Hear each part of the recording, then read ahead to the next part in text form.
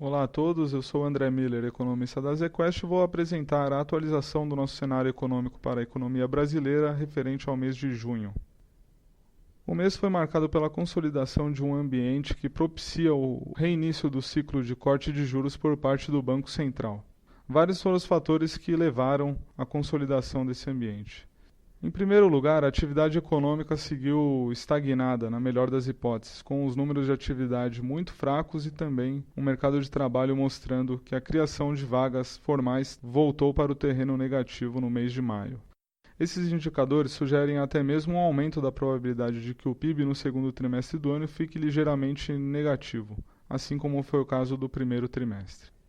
A fraqueza da atividade econômica brasileira ao longo de 2019 reflete principalmente um ambiente em que a incerteza política seguiu elevado e também em que a contribuição da demanda externa se mostrou mais fraco do que se esperava. Mantemos nossa projeção de um PIB que crescerá apenas 0,8% em 2019. Essa projeção já embute a expectativa de uma recuperação gradual da atividade econômica ao longo do segundo semestre, quando a redução da percepção do risco fiscal a partir da reforma da Previdência deve contribuir para alguma recuperação do investimento privado. Os números da inflação ao consumidor também se mantiveram bem comportados ao longo de junho, e esse foi um outro fator que levou à consolidação daquele espaço para o corte de juros. A abertura do IPCA mostra que a inflação subjacente seguiu em níveis bastante baixos, entre 2,5% e 3%, portanto substancialmente abaixo das metas do Banco Central. Esses números estão em linha com uma atividade econômica que se mostrou mais fraca, portanto incapaz de reduzir o excesso de capacidade produtiva existente atualmente na economia brasileira.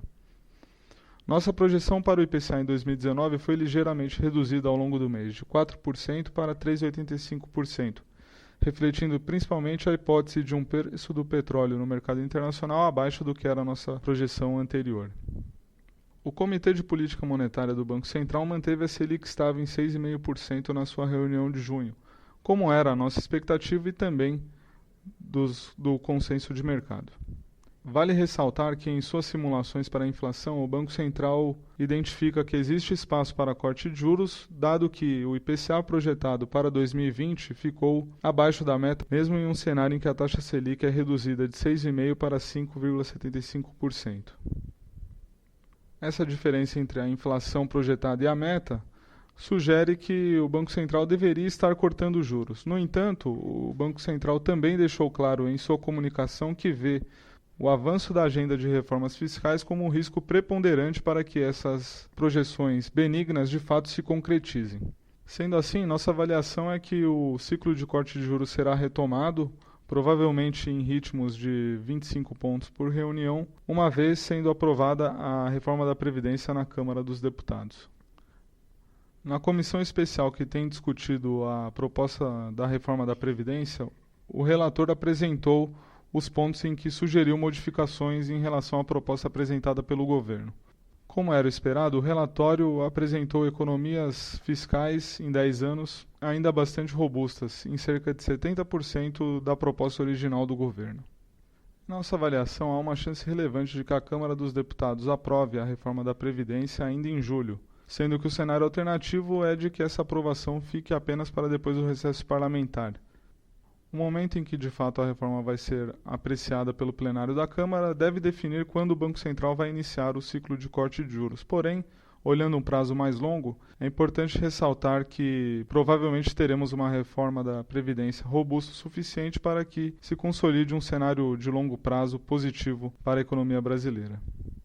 Nas discussões finais na comissão especial e também no plenário da Câmara, é esperado alguma desidratação adicional da proposta, mas com economias que ainda se situam em torno de 700 bilhões em 10 anos, o que, junto com outras medidas que o governo deve apresentar ao longo do segundo semestre, deve fazer com que a economia brasileira de fato assuma uma trajetória de crescimento gradualmente se recuperando depois de 3 anos de frustração com as projeções de PIB.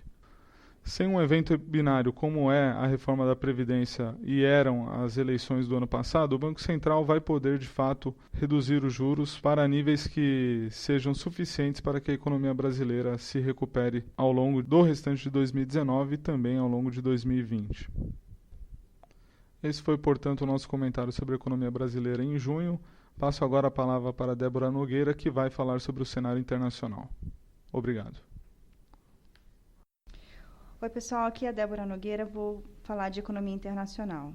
E é bem interessante porque a gente está num ponto, de certa forma, incomum, né, da economia mundial. Por um lado, a gente tem bolsas, índices acionários fazendo novas máximas, e por outro, a gente tem economistas revendo para baixo suas projeções de crescimento para 2019, 2020. Para fechar a conta, a explicação para esse quadro está na virada dos bancos centrais que a gente viu mês passado e que eu vou comentar logo mais. Do lado da atividade, as notícias foram mesmo no sentido de menos crescimento. Um indicador que a gente gosta de olhar é o PMI de manufatura global, né, o índice de confiança dos empresários do setor. E ele ficou em 49,4 agora, na virada do mês, né, sendo que o patamar abaixo de 50 indica contração. É a primeira vez que isso acontece desde 2013, lá na crise da Europa. E a piora foi se espalhando entre os países. Antes a gente tinha a Europa indo muito mal, né, a Europa está desacelerando desde o ano passado, mas agora a gente tem quase todos os países da Ásia também com índices abaixo de 50 e caindo em relação ao mês anterior. Nos Estados Unidos, o ISM, né, o índice de confiança do setor industrial deles, ficou em 51,8. Ainda acima de 50, mas caindo bastante em relação ao patamar que estava há alguns meses, né, indicando também que a indústria por lá está sofrendo, né. E aí, nesse ambiente de perspectiva pior para crescimento, a gente teve Fed e CB se movimentando, né? No caso do Federal Reserve, né, o Banco Central dos Estados Unidos, o presidente deles afirmou que está disposto a agir de maneira apropriada para sustentar a expansão. Esse é um tipo de sinalização bem clara, né, e todo mundo entendeu que o Banco Central por lá deve cortar juros em breve. Já o Mário Draghi, né, do Banco Central da Europa, falou que cortes e até mesmo uma nova rodada de expansão de balanço, né, o QE, são instrumentos possíveis. E disse, inclusive, que eles já discutiram isso internamente. Outros países, né, outros bancos centrais também se movimentaram. A gente teve, por exemplo, a Austrália e o Chile cortando juros em junho. E agora, na entrada de julho, a Austrália cortou novamente. Né, por exemplo, o juro lá está em 1% agora, recorde histórico de baixa. E aí, no final de junho, a gente teve a tão esperada reunião entre o Trump, né, dos Estados Unidos, e o presidente da China, o Xi, no G20 do Japão. E aí a gente teve uma notícia boa. Eles chegaram a um acordo e não vão elevar tarifas. Mas como o Trump fez questão de salientar, por enquanto. Então, assim, não deixa de ser positivo, mas não é uma resolução definitiva que vai conseguir destravar investimentos e comércio global. Então, assim, nesses próximos meses, agora até o final do ano, o que parece que realmente pode melhorar a economia global é estímulo dos governos, né, dos bancos centrais. E, por enquanto, está faltando um posicionamento mais claro do governo da China. E a gente faz um acompanhamento bem minucioso das medidas do governo chinês e a gente tem visto algumas medidas de aperto, né, por exemplo, no setor de carros, de construção, se intercalando com algumas medidas de estímulo, né, por exemplo, de incentivo a dívidas de governos locais. Mas, assim, não há uma organização clara no sentido único. Muito provavelmente porque o governo chinês não quer alavancar demais o sistema, colocar um risco de crédito exagerado. Já é uma economia muito alavancada, né? E há também restrições físicas de poluição que eles parecem bem comprometidos em melhorar. Então, assim, a nossa visão é que é muito importante ter uma virada desse apetite do consumidor chinês, né, para que a atividade global consiga melhorar nos próximos meses. Por exemplo, a China é responsável por mais de 30% das compras de carros no mundo. E, por enquanto, a gente não vê ainda condições para essa melhora. Então, a nossa visão fica de um crescimento ainda fraco no segundo semestre da economia global e com a inflação ainda muito baixa, né? A inflação não é restrição para quase ninguém, é muito provável que juros sigam baixos e caindo nos próximos meses. Muito obrigada. Olá, pessoal. Eu sou Ana Luísa Abrão, uma das gestoras do Fundo Macro, e vou falar um pouco sobre as posições do mercado internacional nesse último mês. Como a Débora falou, a gente se deparou com um cenário macro para o internacional com 3 variáveis principais. A primeira é uma atividade mais fraca no mundo. A segunda era um ambiente de incerteza no comércio internacional. E a terceira eram bancos centrais atuando para manter a confiança e o crescimento. Os bancos centrais se tornaram mais dovish ao longo do mês. E com essas 3 informações, a gente tinha que construir um portfólio nas posições nos mercados internacionais, nesses principais mercados de bolsa, moedas e juros. Quando a gente olhou para a construção do posições em bolsa, né, no lado pró-compra de bolsas, a gente via os bancos centrais do mundo atuando e estimulando, o que é bom para os ativos de riscos e principalmente para as bolsas. Mas, por outro lado, era difícil defender uma posição comprada em bolsa quando a gente tinha um cenário de atividade piorando no mundo e muita incerteza por causa das questões de comércio, né? Então, a escolha de montar posições otimistas em bolsas não era tão óbvia.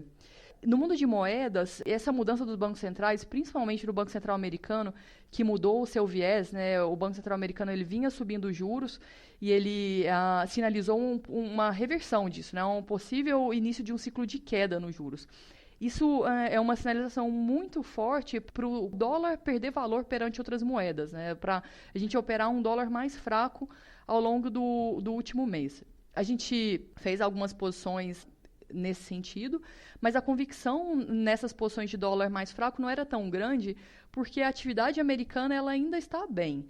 Os Estados Unidos ele ainda tem um crescimento robusto e ainda tem um diferencial de crescimento dos Estados Unidos perante outras regiões do mundo. Então, justificar uma posição vendida em dólar muito grande, com muita convicção, não foi tão fácil, né? Então, a nossa escolha para expressar as posições do mercado internacional no último mês veio no mercado de juros, né? Principalmente no mercado de juros americano. A gente viu um ambiente de estrelas se alinhando para juros mais baixos no mundo, né? A questão de incerteza é mais baixista para juros, né? Porque as treasuries são ativos que têm um bom rendimento nesse ambiente de incerteza elevado. Por outro lado, os bancos centrais estavam dos nossos lados. Com mais estímulo, a gente via um bom risco-retorno nas posições aplicadas. E, por último, uma atividade mais fraca também corroborava uma posição de juros baixistas no mundo. Então, houve uma concentração das posições no mercado internacional, tanto em aplicado em juros americanos e na venda do dólar, né? Hoje a gente mantém essas posições, a gente ainda tem alguma exposição vendida no dólar e ainda temos uma posição aplicada nos juros americanos. Porque mesmo com a resolução das últimas questões de comércio, a gente vê ainda um cenário de muita incerteza para frente, né? A atividade no mundo ainda não é claro que ela vai se recuperar, a gente ainda não vê com muita convicção uma virada cíclica nos mercados internacionais, né? Então, a gente prefere manter essas posições mais cautelosas, diria assim, no mercado externo. Obrigada a todos e a gente se fala no próximo mês. Bom, olá, sou o Sérgio Silva, estou aqui para bater um papo com vocês a respeito da atribuição dos juros locais no resultado do fundo nesse último mês que passou, agora foi mês de junho. A gente tinha tomado a posição de concentrar as posições em apostas de juros. Acho que foi uma decisão acertada, foi um mês de resultado muito bom, mas eu acho que fica agora o desafio para frente da gente olhar e ver como é que a gente trata a posição de agora em diante. Eu acho que algumas coisas importantes que aconteceram foram o seguinte: a gente efetivamente teve a confirmação de uma atividade muito fraca. Eu acho que a gente está tendo um problema, como o André e a Débora já falaram, a gente está tendo um problema de crescimento global. O mundo está efetivamente crescendo menos do que todo mundo esperava no início do ano. A gente está tendo revisões baixistas de crescimento, está tendo menos confiança tanto de consumo quanto de investimento, e não é uma decisão muito fácil para os bancos centrais. Nesse cenário, particularmente falando de Brasil, a gente ainda tem uma reforma da Previdência que está sendo às vésperas de ser votada, né? Nem chegou a ser votado ainda, e fica a dúvida em relação a que qualidade de reforma a gente vai ter. Por que eu digo isso? A qualidade da reforma da Previdência vai efetivamente fazer com que esse crescimento, quando a gente abrir a reforma e olhar ponto a ponto, a gente vai conseguir ver se a gente vai conseguir ter um crescimento sustentável pelos próximos anos ou se a gente pode ter o que o pessoal no jargão de mercado chama de voo de galinha, né? Que é um crescimento nada espetacular por pouco tempo e a gente teoricamente volta a ter alguns problemas que são muito relacionados à confiança de investimento de médio e longo prazo. A gente ainda vai ter que esperar, a gente está às vésperas da votação, então tem todo esse questionamento se vai incluir estados e municípios, que categorias estão inclusas na reforma ou não. Eu acho que isso é de extrema importância, o que dificulta um pouco a nossa análise olhando para frente.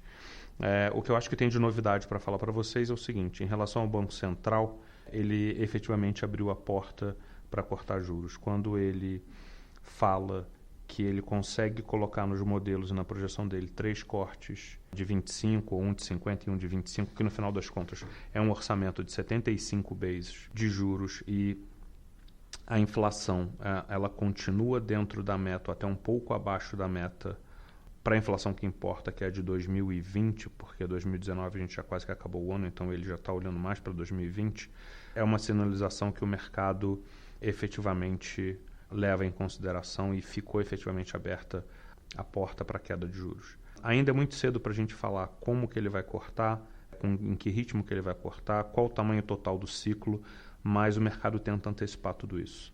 Claro que a gente tem aí um monte de condicionantes para isso. Uma delas é como que a moeda vai funcionar, ou como que o real vai se comportar frente ao dólar. O ambiente externo é extremamente importante para isso, mas se a gente tiver uma reforma boa, que traga confiança, muito provavelmente a gente vai ter todo o ciclo de concessões e privatizações, que a gente já comentou nos meses anteriores, mas isso tudo vai fazer com que muito provavelmente o real se aprecie frente ao dólar, e a gente vai ter mais uma coisa aí para contribuir para que a inflação fique mais baixa por um período de tempo um pouco maior. A gente continua com posições otimistas, a gente continua mirando no miolo da curva, não muito curto, nem a parte muito longa da curva, não muito longa por causa da incerteza que a gente tem em relação à reforma. A gente acha que, da maneira que o Banco Central sinalizou agora, se a gente continuar nessa parte intermediária da curva, a gente vai conseguir se beneficiar e depois a gente consegue fazer a rolagem para a parte mais longa, caso necessário. Se não, a gente de alguma forma está um pouco mais protegido em relação à volatilidade que o mercado pode ter, caso a reforma, a gente acredita que ela passa, né? Mas caso ela demore um pouco mais para passar, a gente pode ter um ambiente de um pouco mais de volatilidade. A gente continua expressando as posições via futuros e opções. Em relação a isso, não tem muita novidade comparando com o mês anterior. Eu acho que a única coisa que aconteceu é que efetivamente o cenário andou para o lado que a gente tinha previsto, mas a gente está com muita cautela em relação a mexer nas posições. A gente continua acreditando que o mercado, por mais que tenha andado relativamente bem nos últimos tempos, nos últimos 30, 45 dias, efetivamente quando o Banco Central começa a sancionar o corte de juros, a gente vai ter o mercado ainda andando um pouco mais. De novo, eu acho que é o máximo que dá para a gente falar. A gente não tem grandes previsibilidades, porque a gente depende de prazos de reforma e qualidade. Então, eu acho que era essa a mensagem que eu queria passar para vocês, e a gente se fala no próximo mês.